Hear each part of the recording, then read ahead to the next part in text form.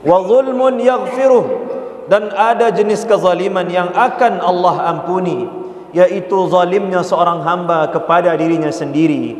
Ia bermaksiat, dia tidak tunaikan hak Allah Subhanahu wa taala, dia lalai dalam melaksanakan salat, dia lalai dalam membayar zakat, dia tidak peduli dengan pembangunan rumah Allah, dia tidak peduli dengan hak-hak Allah yang dihinakan oleh musuh-musuh Allah, dia tidak membela kehormatan Rasulullah yang dihinakan, maka yang seperti ini akan diampuni Allah jikalau dia bertaubat.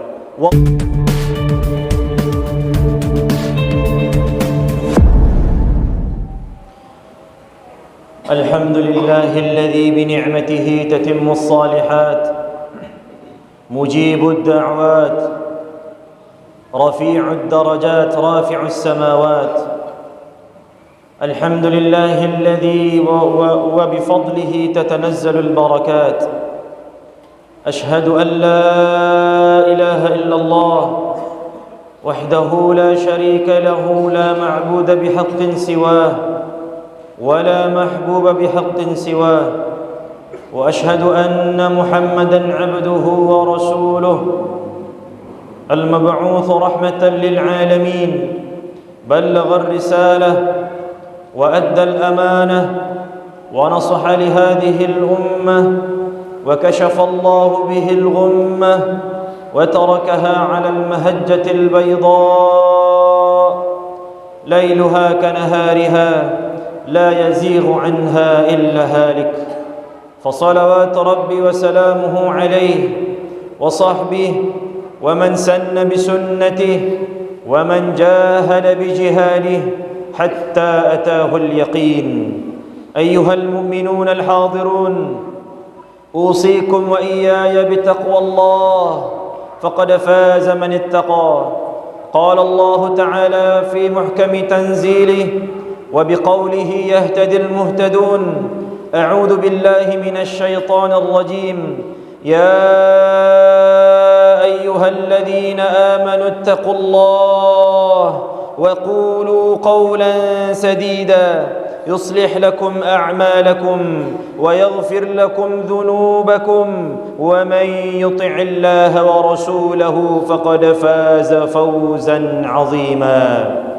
معاشر المؤمنين، jemaah Jumat yang dimuliakan Allah, dosa besar yang paling buruk di sisi Allah Subhanahu wa taala, penyebab utama turunnya bencana Allah, penyebab utama tertundanya rahmat dan rezeki dari Allah, penyebab munculnya penyakit-penyakit aneh yang mematikan, penyebab utama hancurnya keluarga, masyarakat, bangsa, bahkan agama, penyebab tidak akan selamatnya seseorang di dunia sampai nanti di akhirat, ia adalah kezaliman.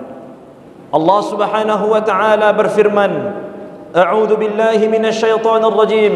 Wa man yadhlim minkum nudhiqhu 'adzaban kabira. Di dalam surah Al-Furqan, yang artinya, barang siapa yang berbuat zalim di antara kalian, maka pasti akan kami berikan azab yang sangat besar. Di dalam sebuah hadis qudsi, Allah Subhanahu wa taala juga berfirman: Ya ibadi, inni haramtu zulma ala nafsi waj'altuhu bainakum muharrama fala tadhalamu. Wahai hambaku, Allah memanggil semua kita. Wahai hambaku, kata Allah, sesungguhnya aku telah haramkan zatku untuk berbuat zalim. Allah yang maha kaya, Allah yang maha kuat, Allah yang maha mampu melakukan segala sesuatu, Allah yang maha memiliki hari pembalasan, Allah yang memiliki banyak tentara bernama malaikat, tetapi mengharamkan zatnya untuk berbuat zalim. Maka Allah Subhanahu wa taala berfirman: "Wa mallahu bizallamin lil 'abid." Mustahil Allah berbuat zalim kepada hamba. "Wa ja'altuhu bainakum muharrama," kata Allah, dan aku jadikan juga perbuatan zalim menjadi haram di antara kalian. "Fala tazalamu," dan janganlah kalian berbuat zalim. Di dalam sebuah hadis Rasulullah sallallahu alaihi wasallam bersabda, "Ittaqul zulma fa innal zulma zulumatu yaumil qiyamah." Jauhilah perbuatan zalim. Janganlah sesekali kalian berbuat zalim, kerana sesungguhnya perbuatan zalim, menganiaya orang lain adalah kegelapan nantinya di hari kiamat. Seorang ulama bernama Sufyan Ats-Tsauri rahimahullah mengatakan, "Li'an talqallaha bi 70 dhanbin bainaka wa bainahu ahwanu min an talqallaha bi dhanbin wahidin bainaka wa bainal ibad." Ketika nanti engkau bertemu dengan Allah, di akhirat nanti engkau bertemu dengan Allah membawa 70 dosa antara dirimu dan Allah, itu jauh lebih ringan daripada engkau bertemu dengan Allah membawa hanya satu dosa, tetapi dosa itu antara engkau dan hamba Allah yang lainnya. Hadirin yang dimuliakan Allah Subhanahu wa taala, zalim adalah meletakkan sesuatu tidak pada tempatnya. Zalim adalah mengambil hak orang lain dengan cara yang batil, dengan cara yang salah, dengan cara yang tidak diridhai Allah Subhanahu wa taala. Nabi kita Muhammad sallallahu alaihi wasallam mengatakan, "Az-zulmu thalathah." Kezaliman itu ada 3 jenisnya. Zulmun la yaghfiruhu Allah. Kezaliman yang tidak akan diampuni Allah adalah perbuatan syirik. Kita meminta kepada selain Allah, kita berharap kepada selain Allah, kita menyembah selain Allah, kita menyandarkan urusan kita kepada selain Allah, maka ini adalah kezaliman yang Allah Subhanahu wa taala tidak akan ampuni. Wa zulmun yaghfiruh, dan ada jenis kezaliman yang akan Allah ampuni, yaitu zalimnya seorang hamba kepada dirinya sendiri.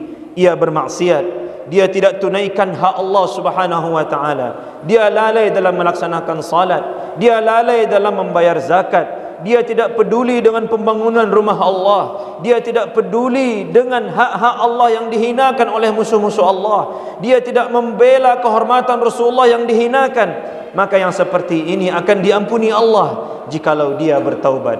Wa zulmun la yatrukuh, dan kezaliman tidak akan ditinggalkan oleh Allah. Ada kezaliman yang tidak akan dibiarkan oleh Allah, sampai di akhirat pun akan dikejar dan akan dituntut oleh Allah, yaitu kezaliman seorang hamba kepada makhluk yang lainnya. Hadirin yang dimuliakan Allah Subhanahu wa taala, semua kita berpotensi untuk berbuat zalim. Seorang suami berpotensi untuk menzalimi istrinya. Seorang ayah berpotensi untuk menzalimi anaknya. Seorang pemimpin berpotensi untuk menzalimi rakyatnya. Seorang atasan berpotensi untuk menzalimi bawahannya. Seorang tetangga bisa saja berpotensi untuk menzalimi tetangganya yang lain. Bahkan hadirin yang dimuliakan Allah, sebagai pengguna jalan raya, kita juga bisa menzalimi pengguna yang lain. Sebagai sesama pedagang di pasar, kita bisa menzalimi sesama pedagang atau menzalimi orang yang datang untuk membeli. Ittaquz zulma, maka takutlah untuk berbuat zalim. Bahkan Rasulullah sallallahu alaihi wasallam mengatakan, "Matlul ghaniyyu zulmun."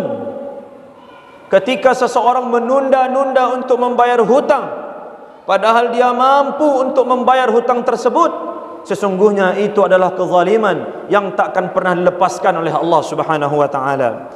Di dalam hadis lain, Rasulullah sallallahu alaihi wasallam mengatakan, "Man zalama qida shibrin min al-ard tuwiqahu min 7 aradin." Barang siapa yang mengambil hak saudaranya walaupun berupa sejengkal tanah saja, dia ambil lahan saudaranya, dia ambil tempat yang harusnya menjadi tempat pejalan kaki, lalu dia ambil untuk keuntungan dirinya sendiri, walaupun itu hanya sejengkal, itu zalim, kata Rasulullah. Maka nanti di akhirat akan dikalungkan kepadanya 7 lapis bumi. Di dalam hadis lain, Rasulullah sallallahu alaihi wasallam bersabda, "Thalathun ana khusmuhum yaumal qiyamah." Ada 3 golongan, kata Rasulullah, di mana nanti aku akan ikut menuntut tiga golongan tersebut kerana itu adalah sebuah kezaliman. Salah satunya kata Rasulullah sallallahu alaihi wasallam, rajulun istajara ajiran fastawfa minhu wa lam yu'tihi ajrah.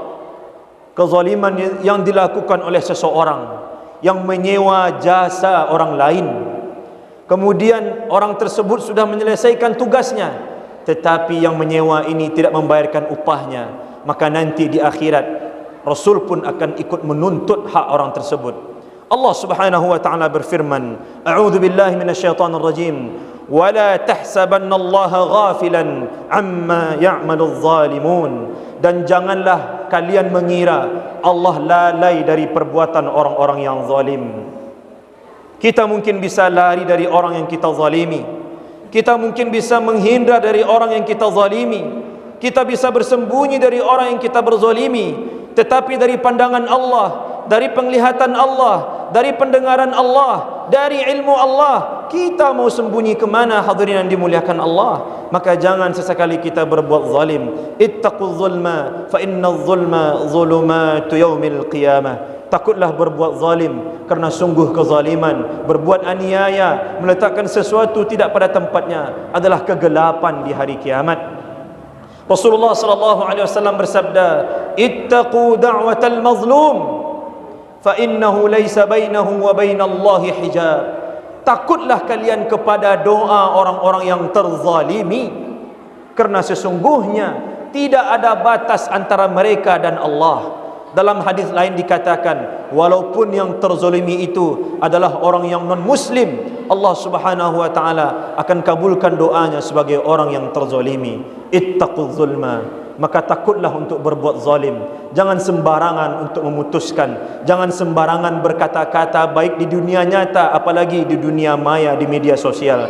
Jangan sembarangan mengambil keputusan dan jangan sembarangan mengambil kebijakan, kerana kita takut di dalamnya ada kezaliman dan itu nanti akan menjadi kegelapan bagi kita di hari kiamat. Aqulu qawli hadza wa astaghfirullah li wa lakum wa li sa'iril muslimin wal muslimat wal mu'minin wal mu'minat fastaghfiruh innahu kana ghaffara.